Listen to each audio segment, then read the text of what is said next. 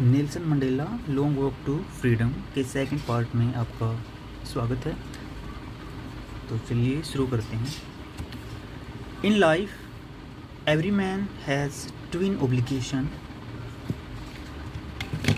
obligation to his family, to his parents, to his wife and his children, and he has an obligation to his people, his community, his country. Life में प्रत्येक आदमी की दो उत्तरदायित्व होते हैं, दो ओब्लिगेशंस होते हैं।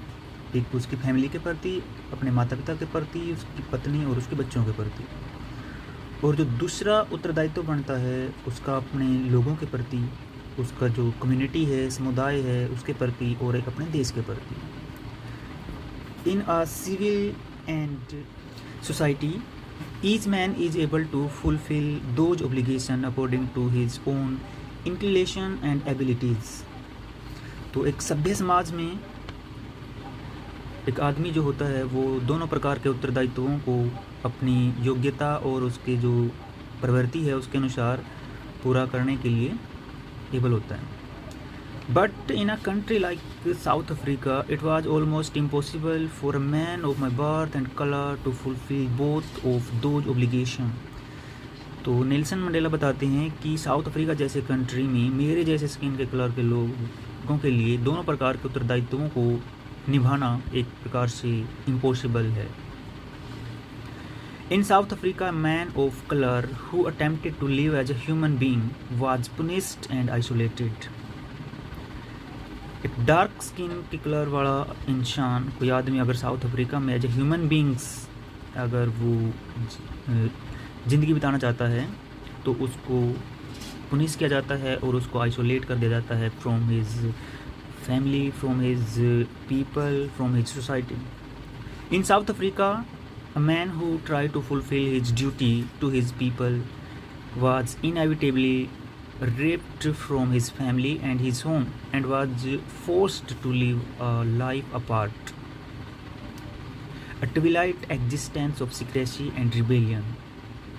तो जो कोई भी आदमी अगर इन साउथ अफ्रीका में वो अपने उत्तरदायित्वों को, अपनी ड्यूटी को वो फुलफ़िल करना चाहता है, उसका अगर पूरा करना चाहता है तो उसको जो है उसकी फैमिली से, उसके घर से जो है फोर्सफुली जो है अपार्ट कर दिया जाता है, अलग कर दिया जाता है। I did not in the beginning choose to place my people above my family। तो सबसे पहले जो है स्टार्टिंग में मैंने ये नहीं चुना था कि मेरी फैमिली से ऊपर मेरे लोग होंगे।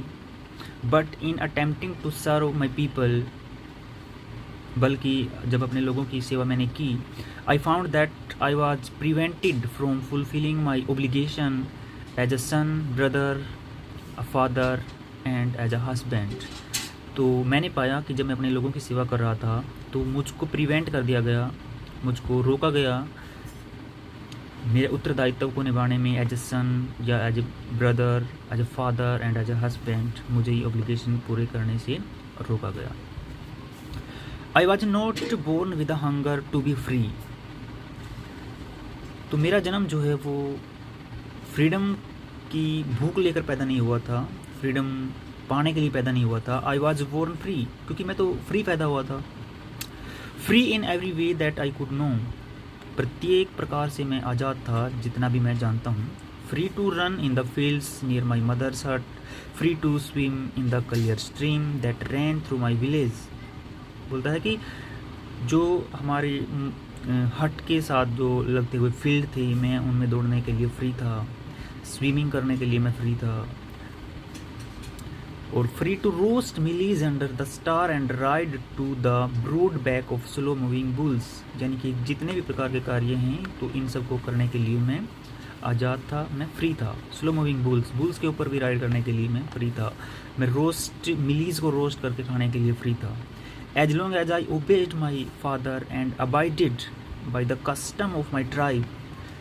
एज लॉन्ग एज यानी कि जहाँ तक, जब तक मैंने आई ओबेड माई फादर, अपने फादर यानी कि अपनी फैमिली वालों का ओबे किया, उनका कहना मैंने, and abided by the custom, और जब तक मैं रीति रिवाजों से बंधा रहा, अबाइड रहा, माई ट्राइब के जो रीति रिवाज थे, I was not troubled by the laws of man और गॉड, मुझे किसी भी प्रकार की कोई समस्या नहीं हुई, चाहे वो लॉज जो है वो भगवान ने बनाए हो या आदमी ने बनाए हो, तब तक मैं बिल्कुल सही रहा, कोई मुझे दिक्कत नहीं हुई। It was only when I began to learn that my boyhood freedom was an illusion, when I discovered as a young man that my freedom had already been taken from me, that I began to hunger for it. तो it was only when I began to learn that my childhood freedom was an illusion. तो जब मुझे ये पता चला कि जो मेरी बचपन की जो आज़ादी थी वो तो एक इल्यूजन था, वो तो एक भ्रम था। तो जब मुझे पता चला young man that my freedom had already been taken, तो जब मैं बड़ा हुआ तो मुझे पता चला कि मेरी आज़ादी तो छीनी जा चुकी है, had been taken away.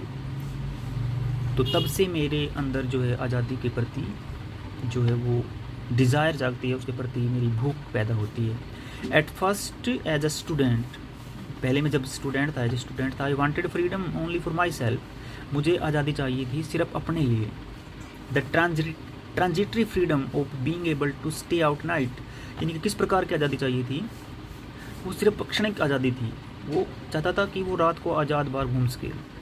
Read what I please and go where I choose, जहाँ पर मैं जाना चाहूँ वहाँ जा सकूँ और जो मैं पढ़ना चाहूँ वो पढ़ सकूँ, ये आज़ादी चाहिए थी एज ए स्टूडेंट।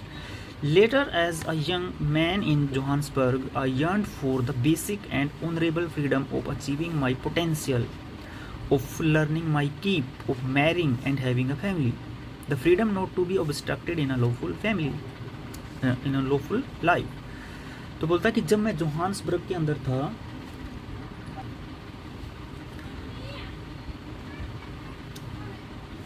तो मैं एक ऐसी आज़ादी चाहता था कि ऑनरेबल फ्रीडम, सम्मानीय आज़ाद पूर्वक जीवन जीना चाहता था, जो मेरे अंदर अक्षमता है, पोटेंशियल है, ऑफ अर्निंग माई कीप्स, कमाने की, मेरी आजीविका चलाने की, शादी करने की आज़ादी, अपनी फैमिली रखने की आज़ादी, the freedom not to be obstructed in lawful life, और जो फ्रीडम है मेरी वो किसी भी प्रकार से वो जो है अगर मैं लॉफुल लाइफ अगर जी रहा हूँ तो उसमें कोई ऑब्स्ट्रक्शन नहीं होना चाहिए।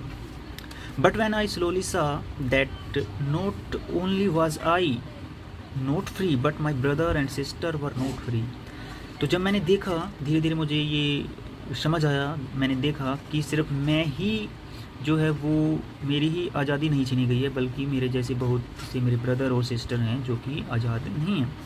आई सा that it was not just my freedom that was curtailed, तो मैंने देखा कि सिर्फ मेरी आज़ादी को कर्टेल नहीं किया गया है, उसको रिड्यूस नहीं किया गया, कम नहीं किया गया, but the freedom of everyone who looked like I did, बल्कि उन सब की आज़ादी छीन ली गई है जो कि मेरे जैसे दिखते हैं, यानी कि डार्क कलर के लोग।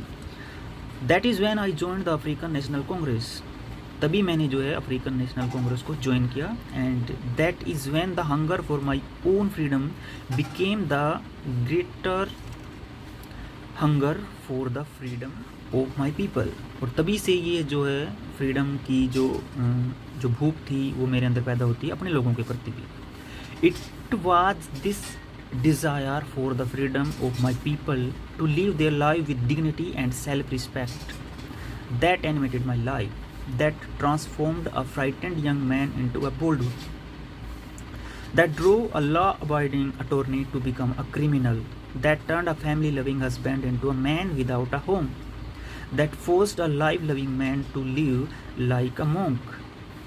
तो ये जो डिज़ायर थी अपने लोगों के लाइफ को वो डिग्निटी के साथ जी सकें, वो गरिमापूर्वक जीवन जी सकें, सम्मानीय जीवन जी सकें, उसने मेरी लाइफ को एकदम से ट्रांसफॉर्म कर दिया, उसने मेरी लाइफ को बिल्कुल चेंज कर दिया। उन्होंने एक ऐसे यंग मैन को फ्राइटन्ड, जो एक तरीके से सिंपल साधारण से आदमी को एक बोल्ड वन बना दिया, उनको बिल्कुल क्रेजियस बना दिया, और एक लॉ अबाइडिंग अटॉर्नी, यानी कि एक एज ए वकील इन्होंने कोर्स किया था, तो एक लॉ अबाइडिंग आदमी को उन्होंने क्रिमिनल के रूप में उसको ट्रांसफॉर्म कर दिया, बदल दिया। फैमिली लविंग हस्बैंड को एक बिना घर के इंसान बना दिया, that forced a life loving man to like a monk, और उन्होंने यद्यपि उनकी पूरी एक फैमिली थी फिर भी उनको एक जैसे भिक्षुक जो मोंक हैं वो जीवन जीते हैं, उनको ऐसा जीवन जीना पड़ा। I am no more virtuous or self sacrificing than the next man, but I found that I could not even enjoy the poor and limited freedom I was allowed when I knew my people were not free. मैं कोई ज़्यादा virtuous गुणी या self sacrificing आदमी नहीं हूँ जो कि मेरे साथ वाले हैं जैसे कि, तो लेकिन मैंने पाया कि मैं तो सिर्फ ये जो लिमिटेड फ्रीडम मुझे मिली है उसका भी पूरे तरीके से जो है वो आनंद नहीं ले पा रहा हूँ, उसको भी मैं फ्री नहीं हूँ उसको भी जीने के लिए। The chains on any one of my people were the chains on all of them. अगर मेरा कोई भी आदमी जो है वो चेन्स के अंदर है, वो बेड़ियों के अंदर है, वो आज़ाद नहीं है, तो वो चैन जो है वो हम सब के ऊपर है, वो बेड़ियाँ हम सब के ऊपर हैं। The chain on all my people were the chain on me. अगर वो मेरे सभी लोगों के ऊपर वो चेन है, वो हथकड़ियों में है, वो स्वतंत्र नहीं है, तो मैं भी स्वतंत्र नहीं हूँ, मैं भी बेड़ियों में जकड़ा हुआ हूँ। I knew that the oppressor must be liberated just as surely as the oppressed. I knew, मैं जानता हूँ, the oppressor यानी कि जो शोषण करता है, must be liberated, उसको भी आज़ाद होना पड़ेगा, just as surely as the oppressed, जिस प्रकार से जो शोषित है उसको आज़ादी की ज़रूरत है, उसी प्रकार से oppressor को भी ज़रूरत है। A man who takes away another man's freedom is a prisoner of hatred। यानी कि एक आदमी जो दूसरे आदमी की स्वतंत्रता को छीनता है वो खुद भी वो किसका प्रिजनर होता है, वो किसका कैदी होता है, वो हेट का कैदी होता है, यानी कि वो ईर्ष्या का कैदी है, वो जेल्स का कैदी है। He is locked behind the bar of prejudice and narrow mindedness. वो इंसान भी लॉकअप में होता है, वो इंसान भी कैदी होता है, वो भी जेल के अंदर है। वो किस तरीके की जेल के पीछे है, वो प्रीजुडाइस एंड नैरो माइंडेडनेस के प्रति है, यानी कि वो संकीर्ण मानसिकता है उसके अंदर, वो लोगों से जेल्स करता है, दूसरों को डिसलाइक करता है without any reason. I am not truly free if I am taking away someone else freedom. वास्तव में मैं आज़ाद नहीं हूँ, मैं फ्री नहीं हूँ अगर मैं किसी दूसरे की आज़ादी को छीनता हूँ। Just as surely as I am not free when my freedom is taken from me. जैसे कि अगर मेरे ऊपर किसी आदमी का कब्जा है, कोई मुझे दबा रहा है, कोई मेरी आज़ादी को छीन रहा है, जैसे उस समय मैं आज़ाद नहीं हूँ, तो मैं उसी प्रकार से तब भी आज़ाद नहीं हूँ अगर मैं किसी दूसरे का शोषण करता हूँ। तो the oppressed and the oppressor alike are robbed of their humanity. जो ओप्रेसर होता है और जो ओप्रेस्ड होता है, यानी कि शोषित और शोषक जो है, दोनों ही ह्यूमैनिटी से प्रति मानवता से जो है वो वंचित हो जाते हैं। इस प्रकार से हमारा ये लेसन कंप्लीट होता है। This video is made for 10th class student.